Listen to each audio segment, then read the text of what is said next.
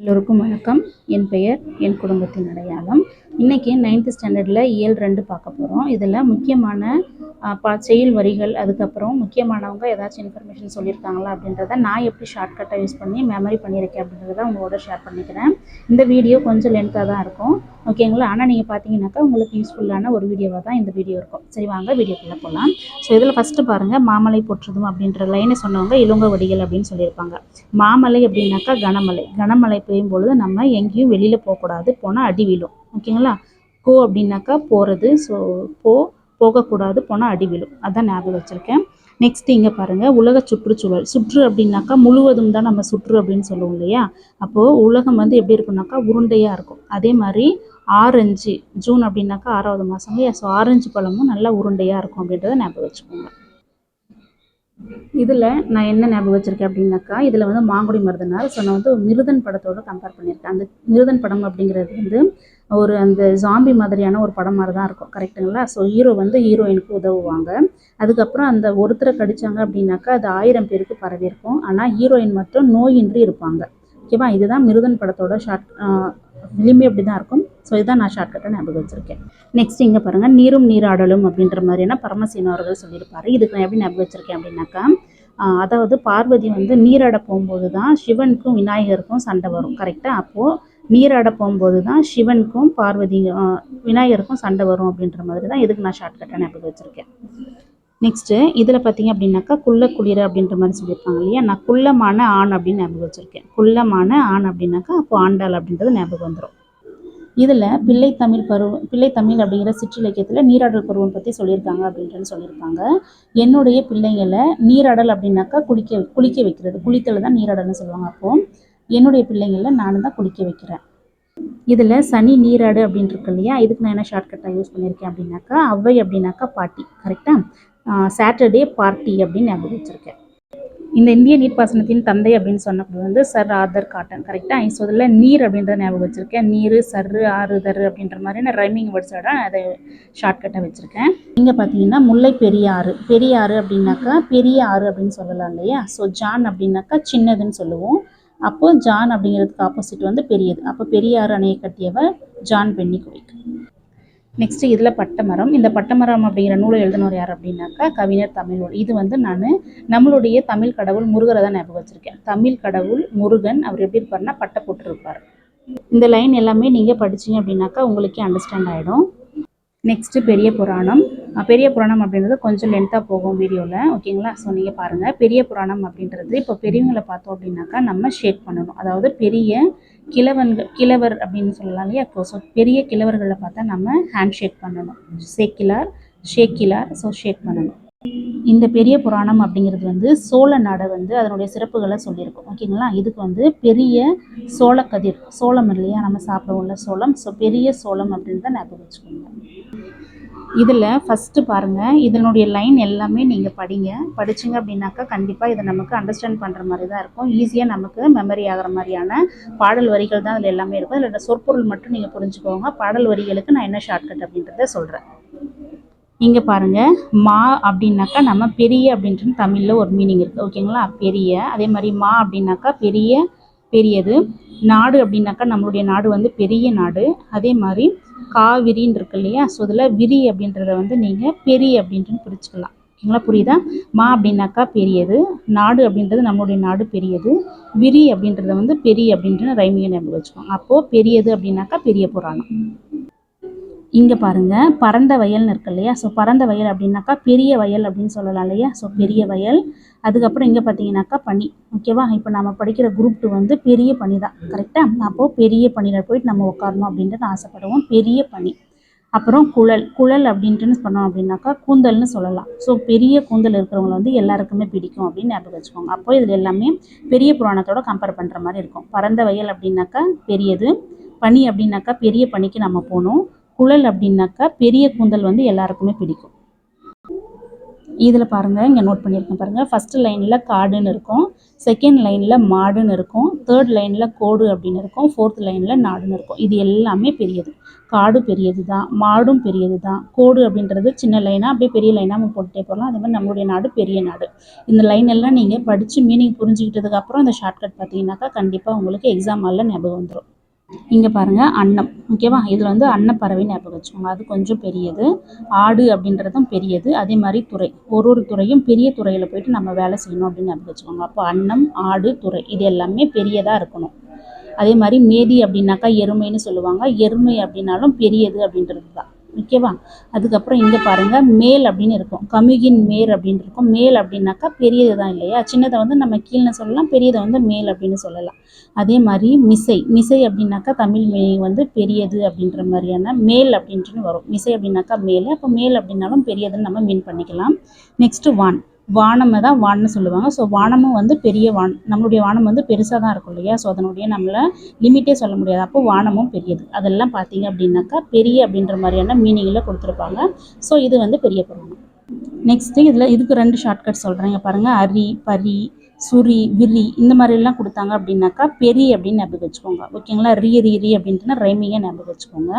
அது இல்லை அப்படின்னு பார்த்தீங்கன்னாக்கா இங்கே பாருங்கள், அடுக்கல் அப்படின்றது வந்து பெருசாக வந்து நம்ம அடுக்கணும் அப்படின்றத ஞாபகம் வச்சுக்கோங்க. அதே மாதிரி குன்று அப்படின்னாக்கா குன்று அப்படின்னாலும் நம்ம பெரிய குன்று அப்படின்ற மாதிரி ஞாபகம் வச்சுக்கோங்க. இது பெரும் அப்படின்னு ஒரு வேர்டு வந்திருக்கும், சுடர் பெரும். அதாவது நெருப்பு வந்து பெரிய பெரிய நெருப்பாக இருக்குது அப்படின்ற மாதிரி ஞாபகம் வச்சுக்கோங்க. வெறுப்பு அப்படின்னாக்கா மலை. ஓகேவா? மலையை தான் தமிழில் வந்து வெறுப்பு அப்படின்ட்டு சொல்லுவாங்க. ஸோ இது எல்லாமே மலை வந்து பெரிய மலையாக இருக்கும். அப்போ அடுக்கல், குன்று, பெரும், வெறுப்பு இது எல்லாமே பார்த்தீங்கன்னாக்கா பெரியதாக இருக்கும் அப்படின்றத ஞாபகம் வச்சுக்கோங்க. நெக்ஸ்ட்டு முகடு. முகடு அப்படின்னாக்கா நம்ம இந்த முக்கோணம் மாதிரி போட்டோம் அப்படின்னாக்கா அந்த மேலே இருக்கிற பார்ட் வந்து நம்ம முகடு அப்படின்ற மாதிரி சொல்லுவோம். அப்போது முகடு அப்படின்னாக்கா பெரியது. பகடு அப்படின்னாலும், ஸோ பகடு அப்படின்னாக்கா எருமை, அதுவும் வந்து பெருசாக இருக்கும். சிமயம் அப்படின்னாக்கா மலை உச்சி அப்படின்ற மாதிரி சொல்லுவாங்க. ஓகேவா? உச்சி அப்படின்னாக்கா அப்போ அதுவும் நம்ம பெருசாக தான் நம்ம உச்சி அப்படின்னு சொல்லுவோம் இல்லையா? அதுக்கப்புறம் இதெல்லாம் மிக்க அப்படின்னு இருக்கும்.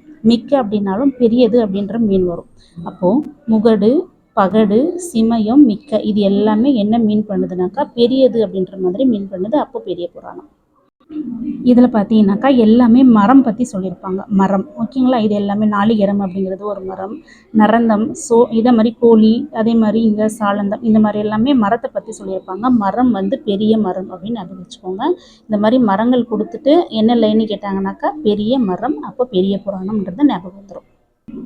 இந்த பாடல் வரிகள் பாருங்கள். இந்த பாடல் வரிகள் வந்து ஒரு சினிமாவில் ஒரு பாடல் வரிகளாக வந்திருக்கும். பாரதியோட வாழ்க்கை வரலாறு சொல்லக்கூடிய ஒரு படம் வந்து அந்த படத்தில் இந்த பாடல் வரிகள் இருக்கும். இதை நீங்கள் பார்த்துட்டு அந்த பாடல் வரிகளில் ஒரு டைம் நீங்கள் கேட்டிங்க அப்படின்னாலே இந்த பாடல் வந்து உங்களுக்கு பாரதியார் அப்படின்றத ஞாபகம் வந்துடுவாங்க.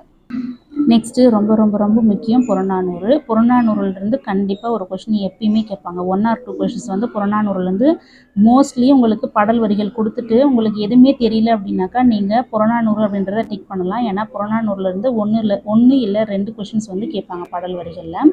இங்கே பாருங்கள், புறநானூறு. ஓகேவா? இந்த பாடல் வரிகளை சொன்னவங்க யார் அப்படின்னாக்கா குடப்புலவியனார். மொத்தம் 158 புலவர்களால் பாடப்பட்டது தான் புறநானூறு. பட் இந்த பாடலை வந்து பாடினவர் வந்து குடப்புலவியனார். இது நான் எப்படி ஷார்ட்கட்டாக ஞாபகம் வச்சுருக்கேன்னாக்கா புறம். ஓகேவா? புறம் அப்படின்னாக்கா வெளியே அப்படின்ட்டுன்னு சொல்லலாம் இல்லையா? சின்ன வயசில் என்னோடய அம்மாலாம் பார்த்தீங்க அப்படின்னாக்கா குடத்தில் தண்ணி எடுத்துகிட்டு வரத்துக்கு வெளியே தான் போவாங்க. அப்போ வந்து எங்கள் வீட்டில் தண்ணி வந்து வீட்டிலேயே தண்ணி வர்ற மாதிரியான சிஸ்டம் அப்போ இல்லை. அதனால எங்கள் அம்மா என்ன பண்ணுவாங்கனாக்கா குடத்தை எடுத்துகிட்டு வெளியில் போயிட்டு தண்ணி பிடிச்சிட்டு வருவாங்க அப்படின்றது தான் நான் இதுக்கு ஷார்ட்கட்டாக ஞாபகம் வச்சுருக்கேன். இதில் இந்த லைன் இருக்குது இல்லையா? நான் சொல்கிறேன் இல்லையா? இந்த லைன் வந்து ரொம்ப ரொம்ப ரொம்ப முக்கியம். ஏன் சொல்கிறேன்னா, இந்த லைன் கொடுத்துட்டு இதுக்கு முன்னே என்ன லைன்னு கேட்பாங்க. அப்படி இல்லைன்னா இதுக்கு அடுத்து என்ன லைன் வரும் அப்படின்ற மாதிரியான டிஎன்பிசியில் கொஷின்ஸ் கேட்டிருக்காங்க. அதுக்கு ஏற்ற மாதிரி தான் நான் உங்களுக்கு சொல்கிறேன். ஓகேங்களா? இந்த பாடல் வரிகள் எல்லாமே நீங்கள் ஞாபகம் வச்சு தான் ஆகணும். இங்கே பாருங்கள், யாக்கை அப்படின்னாக்கா எல்லாருக்குமே தெரியும், உடம்பை தான் யாக்கை அப்படின்ட்டுன்னு சொல்லுவாங்க. ஓகேங்களா? நம்மளுடைய உடம்புக்கு நீர் மட்டும் தேவையில்லை, உணவும் அப்படின்றதும் தேவை அப்படின்ற மாதிரியே தான் இதில் சொல்லியிருப்பாங்க. ஓகேங்களா? அப்போது நம்ம உடம்புல உயிர் இருக்கணும் அப்படின்னாக்கா நம்ம என்ன பண்ணணும்னாக்கா சாப்பிடணும். ஓகேங்களா? அந்த சாப்பாடுக்கு நம்ம என்ன பண்ணணும்னாக்கா சம்பாதிக்கணும். அப்போ எங்கே போய் சம்பாதிக்கணும் அப்படின்னாக்கா வெளியில் போயிட்டு தான் நம்ம சம்பாதிக்கணும். உண்டி அப்படின்னாக்கா உணவு அப்படின்னு ஞாபகம் வச்சுக்கோங்க. நம்மளுடைய உடம்பு உயிரோடு இருக்கணும் அப்படின்னாக்கா நமக்கு உணவு தேவை. அந்த உணவு வந்து நம்ம வெளியில் போயிட்டு தான் சம்பாதிக்கிற மாதிரி இருக்கும் அப்படின்றத ஞாபகம் வச்சுக்கோங்க. அதே மாதிரி நிலம் நான் சொன்னேன் இல்லையா, நிலம் அப்படின்னாக்கா வெளி இடத்த தான் நம்ம நிலம் அப்படின்னு சொல்லுவோம். அப்போ வெளி அப்படின்னாக்கா புறநானூறு அப்படின்றது உங்களுக்கு ஞாபகம் வரும். இதுலேயும் நிலமும் நீரும் இருக்கும். ஸோ இந்த பாடல் வரிகள் எல்லாமே வந்து ரொம்ப ரொம்ப முக்கியம். நான் சொன்ன ஷார்ட்கட் உங்களுக்கு இதில் யூஸ்ஃபுல்லாக இருக்குமான்னு எனக்கு தெரியல. பட் எல்லாமே மற்றது எல்லாமே உங்களுக்கு யூஸ்ஃபுல்லாக இருந்திருக்கும் அப்படின்ட்டு நினைக்கிறேன்.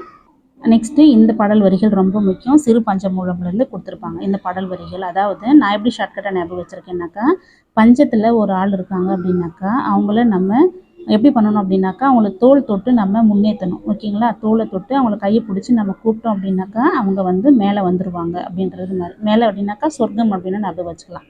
ஓகேவா? பஞ்சத்தில் இருக்கக்கூடிய ஆளுங்களை நம்ம அவங்களோட கையை தொட்டு தூக்கி விட்டோம் அப்படின்னாக்கா அவங்க சொர்க்கத்துக்கு வந்த மாதிரி ஃபீல் பண்ணுவாங்க அப்படின்றதான் நான் இதுக்கு ஷார்ட்கட்டாக யூஸ் பண்ணியிருக்கேன்.